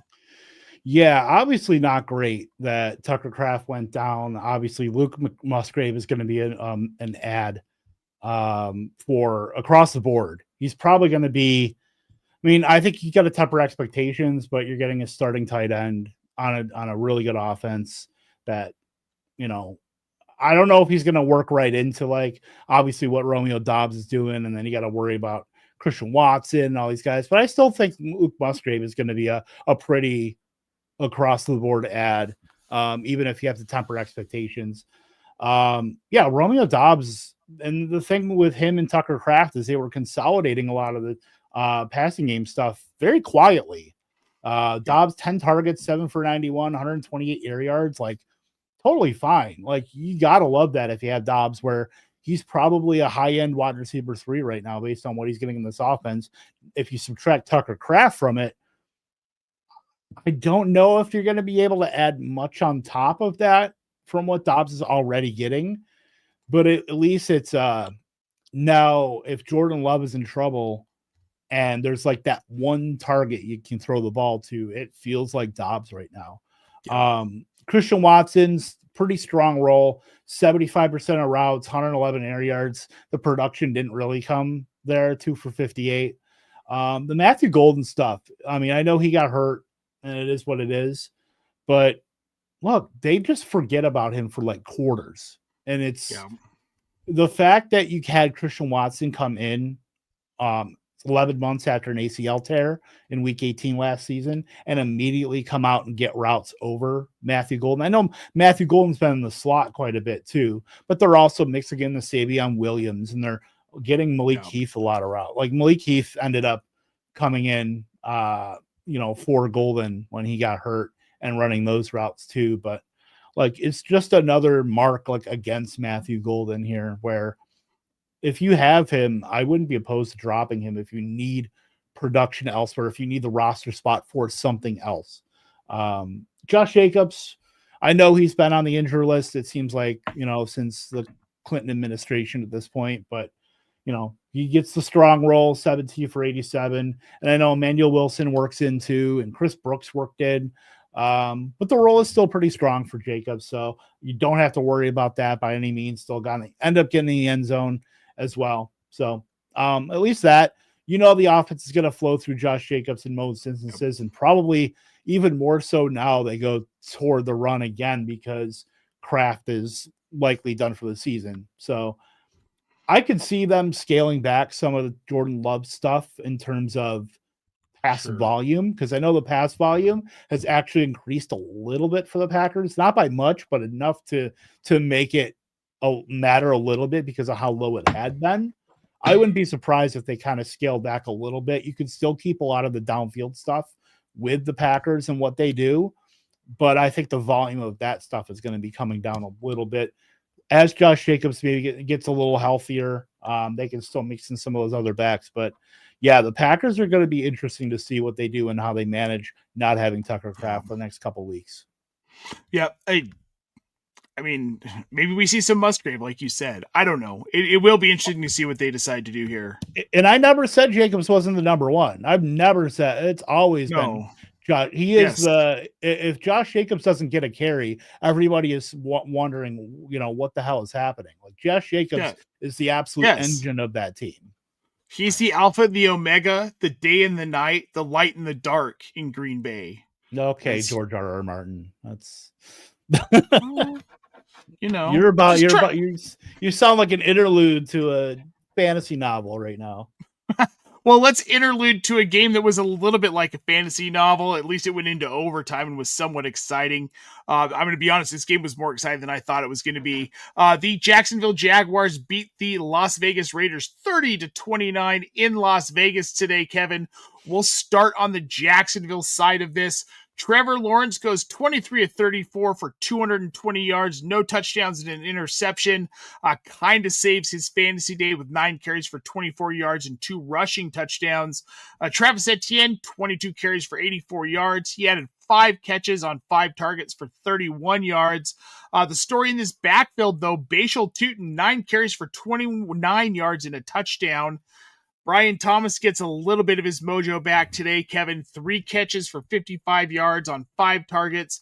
But Parker Washington was the leading receiver today. 8 catches for 90 yards on 9 targets in the Jacksonville win. I really need to stop fighting the Parker Washington stuff. I got to stop. It's going to happen. Like, he's a perfectly, especially with Travis Hunter being out for the next, after this 3 games. Like, go pick up Parker Washington. Like, he seems like the best bet for volume in this offense. You're going to get your Brian Thomas games, and that's going to be totally fine. Obviously, if you have him, you're starting him in most instances.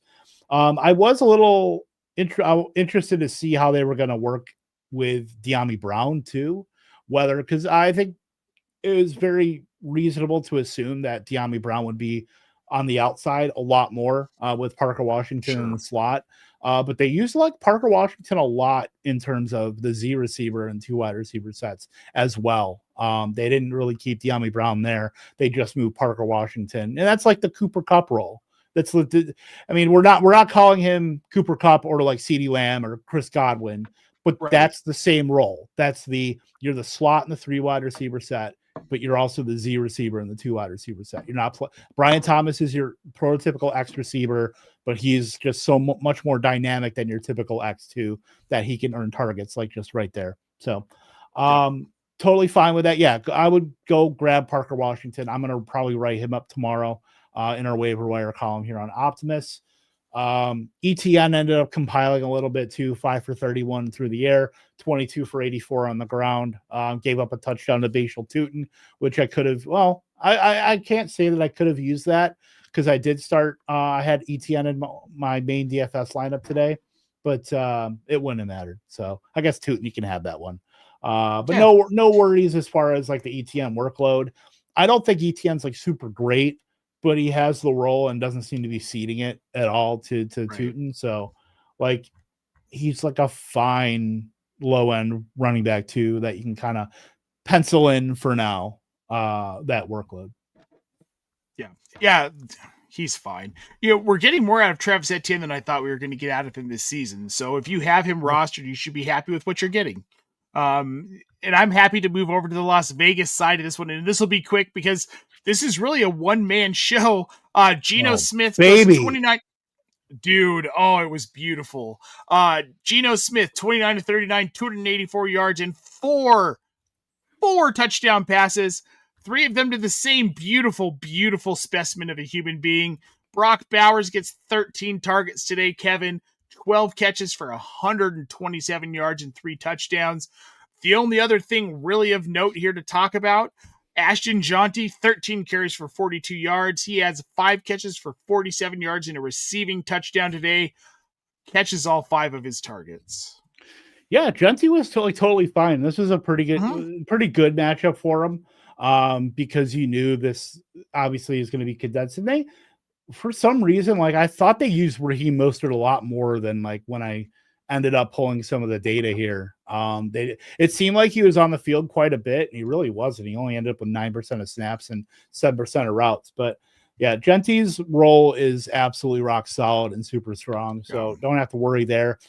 But Brock Bowers, welcome back to the NFL. And look, the beginning of the game was weird because they were using Michael Mayer so much. And it was like, you have Brock Bowers, and yet you're throwing like deep shots to Michael Mayer downfield. He ended up getting a red zone target as well. I'm like, what are we doing? And then, Brock Bowers just, asserts himself and takes over the entire game. That's what he did. And that's what he does, what he can do, and what he will continue to do as long as he's healthy. I'm not saying that, like, I think Brock Bowers is the kingmaker for Geno Smith at this point. I'm not saying Geno Smith is like a locked-in start by any means, but I left Geno Smith off of one of my super flexes. It was for Davante Adams, so I'm not like super worried about it. But it's nice that with Brock Bowers back, we talk about quarterbacks all the time lifting up boats, Drake May, Joe Burrow. Brock Bowers is lifting up the boats for everybody else in this offense based on how good he is. So if you have, I mean, this is what you're waiting for. And I really hope that we're going to get Brock Bowers making up for lost time, because we lost the entire month of Brocktober. But there's always November. It's really don't have a good month with that. But the fact that we lost Brocktober really hurt my heart. But look, this is why you draft. This is why you draft Brock Bowers in the beginning of the second round, the end of the first round. This is upside you don't get with any other tight end, not even Trey McBride. Like, you get upside with Trey McBride, but you don't get game breaking stuff like this. 43.3 PPR points today. Like, that's insane. I believe that's the highest single game output for anybody this season. It was, I'm pretty sure. Bo Nix had 40 points last week, 2 weeks ago against the Giants. Yeah, and then I don't think anybody else has gotten above that. No, nobody has. He was the highest. So, and that we didn't talk about because how much they don't really matter in the grand scheme. They can matter, like Jacoby Myers, whether it's going to be on a new team or whatnot. Because the Bills probably need another Josh Palmer. That's probably where they go out doesn't? And get. I mean, look, the Bills are just collecting Josh Palmers, and you collect all 5 and you get a free soda at the snack bar. That's the way that goes. Well, it's like my mom always said, you can never have too many Josh Palmers.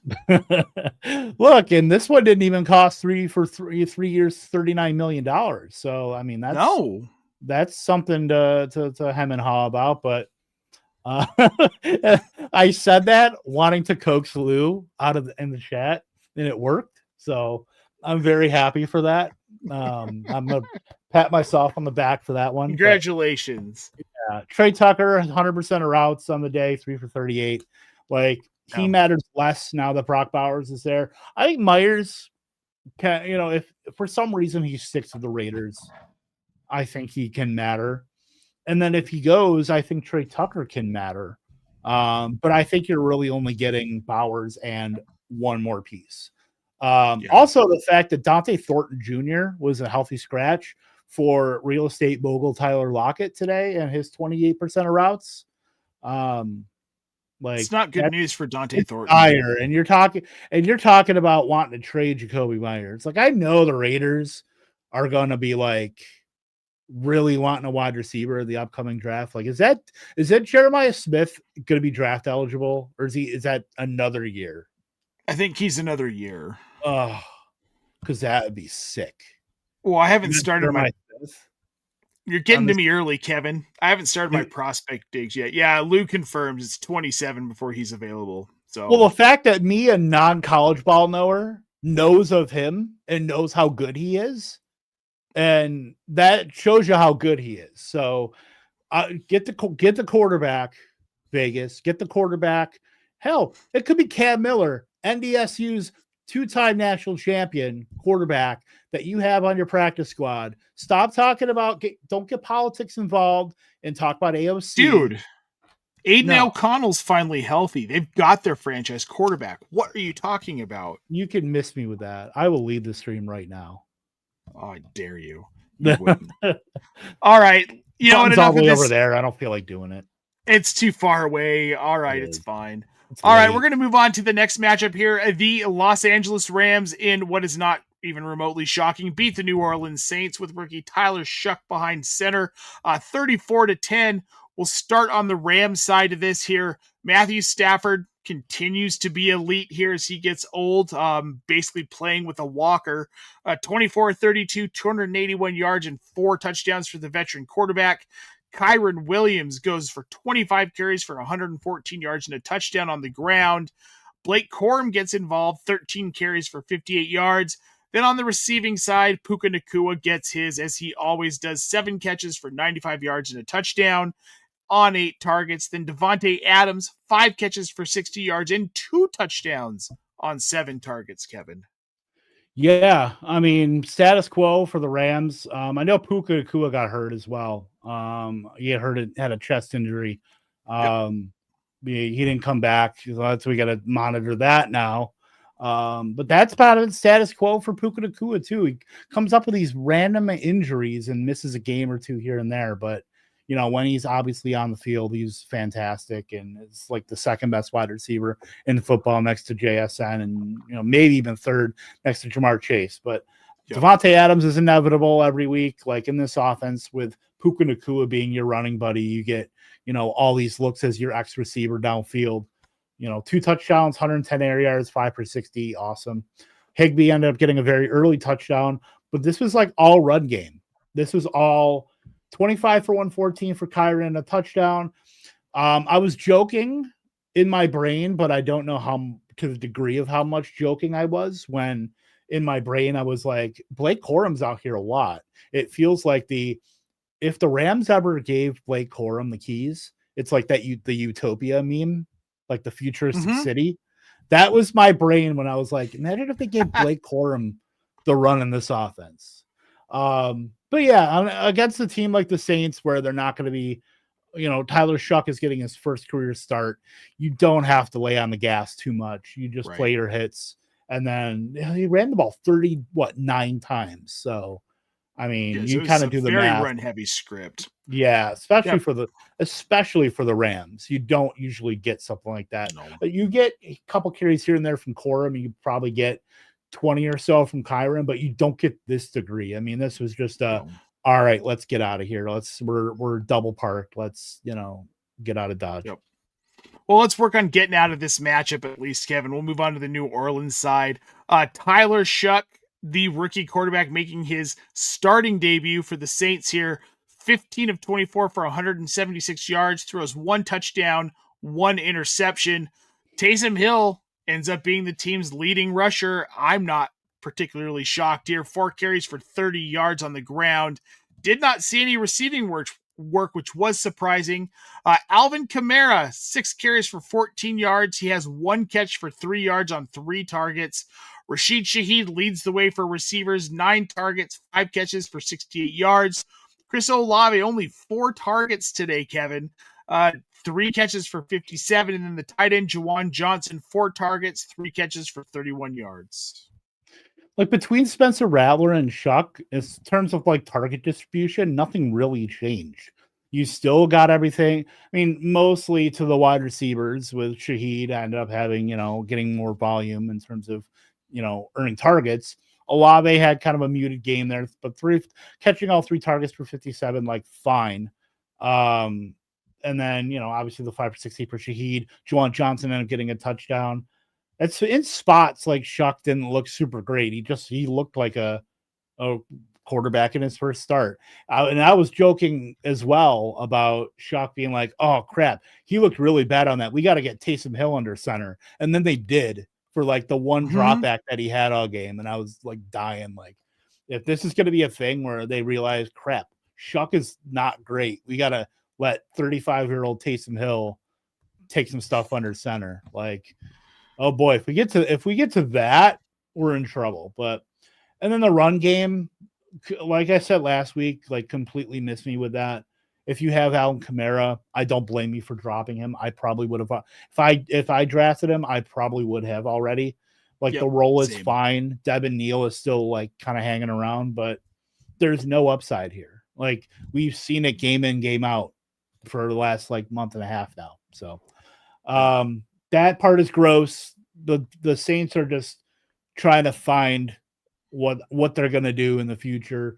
I think this team is going to be kind of dismantled, whether they trade Shaheed or not, but whether they even go through with keeping Olave is up in the air too. Like they obviously traded for Vele.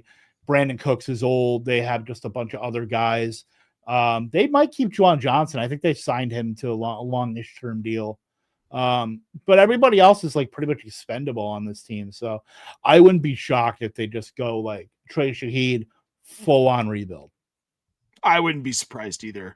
I mean, you're at a point now where it's almost easier to just strip it down and start over because you have so, like you're saying, like guys like Brandon Cooks hanging around in this roster. Casual fans probably don't even realize he's still in the damn league, Kevin. Right. Which is fine.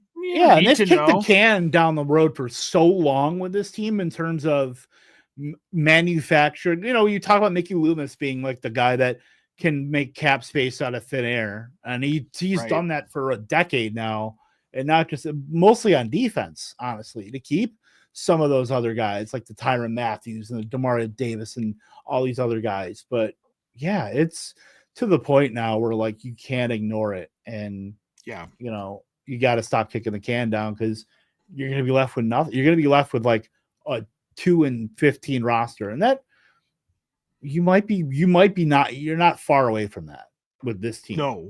No, they're not at all. What they need to do is they need to tank for Arch Manning in 2027. I'm not a ball knower to know. Just go get Cole Payton, NDSU's current quarterback.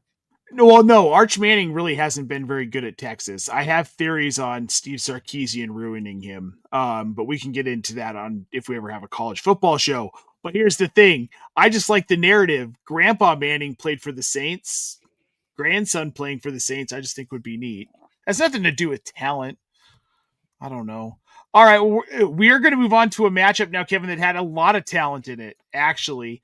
The Buffalo Bills defeat the Kansas City Chiefs in Buffalo 28-21 today. We're going to start on the Buffalo side of this one with Josh Allen going 23 of 26, 273 yards and a touchdown. He also had 6 carries for 19 yards and 2 rushing touchdowns.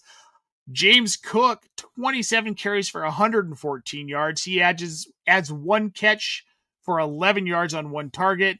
Ty Johnson gets the rushing touchdown, 2 carries for 8 yards. Dalton Kincaid went off today, Kevin. He was the leading receiver, 6 catches for 101 yards and a touchdown. Khalil Shakir added 7 for 43 on 8 targets. Well, the fact they won because they didn't have Josh Palmer. That's why. When you had Josh Palmer, you win. It's like a modifier on like you automatically give up 10 points. So if they had Josh Palmer, they wouldn't have won this game. But Khalil Shakir, 7 for 43, 8 targets. Like, what you're getting there in terms of like the yak stuff with Shakir. He is like the only like real start in terms of like the wide receivers. And then Dalton Kincaid, I don't know. They're managing him to such a degree with Dawson Knox and Jackson Hawes, where because Kincaid only ran 53% of routes today, only had 35% of snaps, yet still went 6 for 101 and a touchdown. That's 6.3 1 yards per route run, by the way, for those of you scoring at home. But not much else in the passing game, because outside of Kincaid and Shakir, Ty Johnson had 2 for 12. And then Keon Coleman went 2 for 17 on 73% of routes. Bunch of guys caught 1 pass, and that's just how gross it is for the Bills. And then James Cook, 27 for 114 on the ground, totally fine. Ty Johnson ended up getting the touchdown there, kind of vultured that. But the role for Cook is very strong. You don't have to worry about that. But yeah, like, this is awesome. Great. I want to see you do it, in the 3rd week of January and not the 1st week of November. Sorry, Lou. Right? No, I'm glad they won. And I told Lou this morning that they were going to win this game.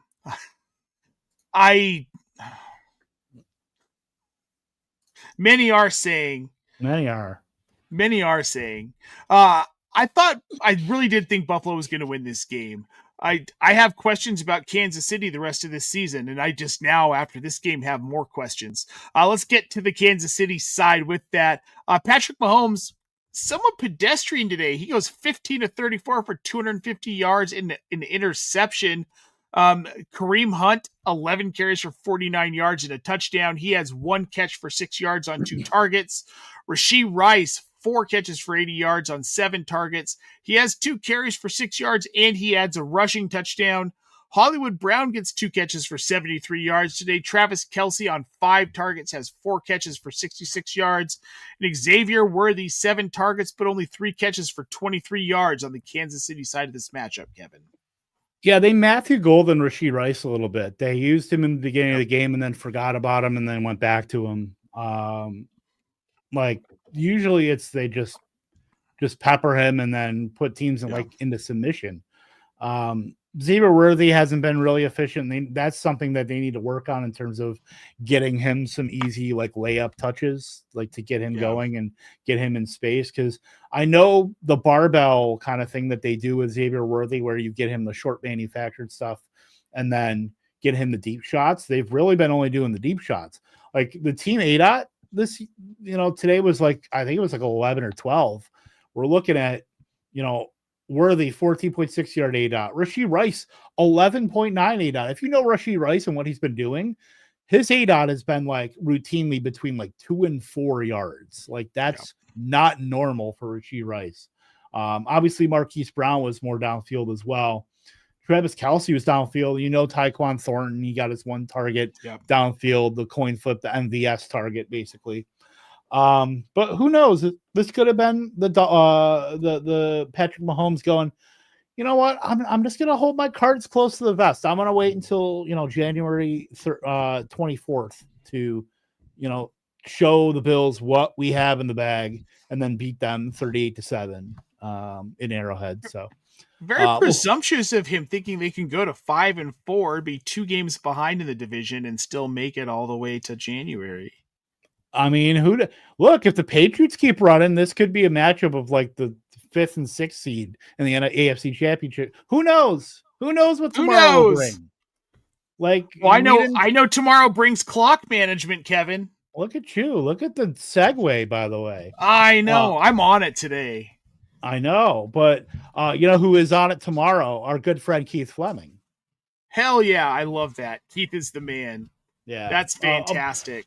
By the way, Clyde Edwards-Helaire got unearthed today, and I don't know how to feel I know. I heard his name while watching Red Zone, and I thought, well... That's a name I haven't heard in a while. Well, we went and saw Back to the Future, the 40th anniversary last night, and it's like, did I get in that DeLorean and I didn't realize it? Jump back a few years and listen to CEH, my RB like 45.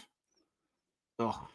We are not that far removed from him being the 107 in the 2021 fantasy drafts. We are not far removed from that. I know. It was Those were the days. It was. Remember when we were doing that and we drafted Kenyon Drake and Miles Sanders at the end of the first round? Like those Miles were the days. Sanders was justified. Miles Sanders had some time. Yeah, he was. Nah. He had a run. I don't know. A run. That one run where he had all those touchdowns. Yeah, which was fun. I'll take it. It's like Jamal Williams, but a little flashier, I guess. I don't know. Well, folks, that's going to do it for us. This has been the Express here on Optimus Fantasy. Thank you for rolling with us as we break down every single game on the Sunday slate. Kevin, as always, it's been a pleasure. Folks, if you're watching this video, if you're listening to the audio version, if you're watching the replay here on YouTube, make sure to like this video, subscribe to our channel, or follow us on this podcast platform that you are listening to us on. If you have more questions about your fantasy football lineups, your teams, your DFS, or some bets, head over to our Discord channel. The link is in the show description. We're there 24/7 to answer your questions with a fantastic community. And then once you have signed up for Discord, head over to tools.optimusfantasy.com. Check out everything we've got going on there. We've got breakout tools, snap analyzers, red zone tools, and the best projections in the game that will help you set trades and manage all of those leagues you're in that you got in during COVID. And now you're like, what do I do? Just come to tools.optimusfantasy.com.